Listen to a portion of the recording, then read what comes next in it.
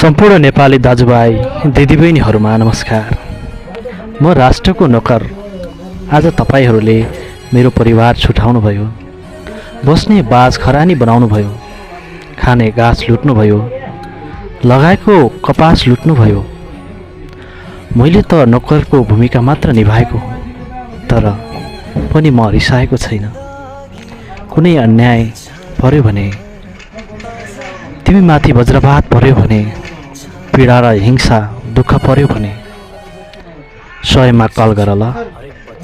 आधा रातमा भए पनि म तिम्रो न्यायको लागि लड्न आउनेछु, तिमीलाई न्याय दिलाउनेछु।